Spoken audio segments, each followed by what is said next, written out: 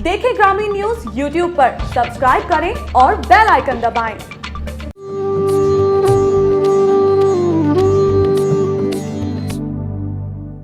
नमस्कार, आप देख रहे हैं ग्रामीण न्यूज। मैं हूं प्राची तिवारी।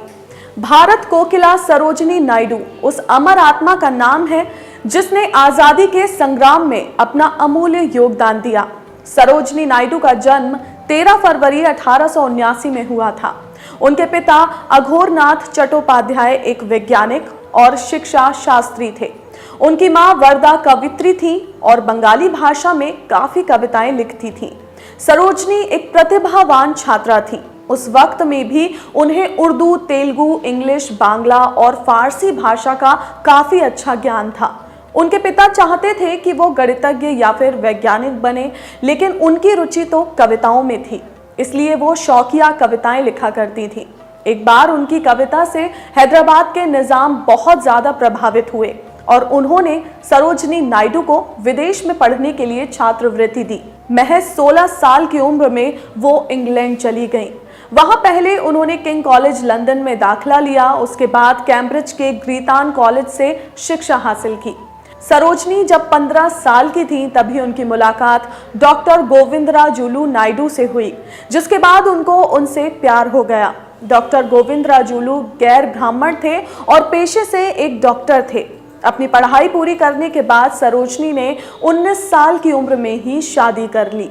उन्होंने अंतरजातीय विवाह किया था, जो कि उस दौर में एक तरह से काफी क्रांतिकारी कदम था, मगर उनके पिता ने उनका इसमें पूरा सहयोग किया था। आखिर 1905 में बंगाल विभाजन के दौरान वो भारतीय राष्ट्रीय आंदोलन में शामिल हो गईं। इस आंदोलन के दौरान वो Gopal Krishna Gokhale, Rabindranath Tagore, Mohammad Ali Jinnah, Annie Besant, C P Ramaswamy Iyer, Gandhi ji और जवाहरलाल नेहरू से भी मिली।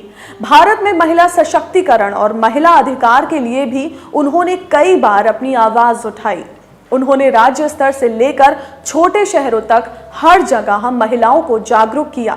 सविनय अवज्ञा आंदोलन में वो गांधी जी के साथ जेल भी जा चुकी हैं। 1942 के भारत छोड़ो आंदोलन में भी उन्हें 21 महीने के लिए जेल में रहना पड़ा था और वहां उन्होंने बहुत सारी यातनाएं भी सही थी। अपनी लोकप्रियता और प्रतिभा के कारण 1925 में कानपुर में हुए कांग्रेस अधिवेशन की वो अध्यक्ष भी बनी और 1932 में भारत की प्रतिनिधि बनकर दक्षिण अफ्रीका भी गईं। भारत की स्वतंत्रता प्राप्ति के बाद वो उत्तर प्रदेश की पहली राज्यपाल बनी। इसके बाद वो लखनऊ में जाकर बस गईं और वहां सौजन्य और गौरवपूर्ण व्यवहार के द्वारा अपने राजनीतिक कर्तव्यों को निभाती रहीं। गांधी जी की इस प्रिय शिष्या ने अपना सारा जीवन देश के लिए अर्पण कर दिया।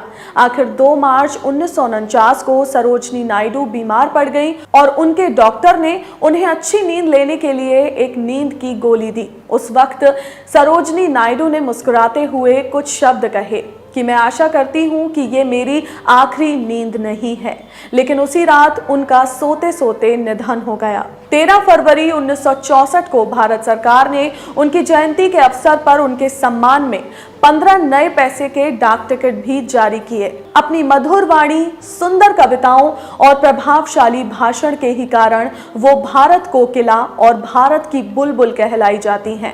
The golden threshold, the bird of time और द ब्रोकन विंग उनके लिखे हुए प्रसिद्ध ग्रंथ हैं। भारत कोकिला कहलाने वाली सरोजनी नायडू भारतीय राष्ट्रीय कांग्रेस की पहली महिला अध्यक्ष भी थीं।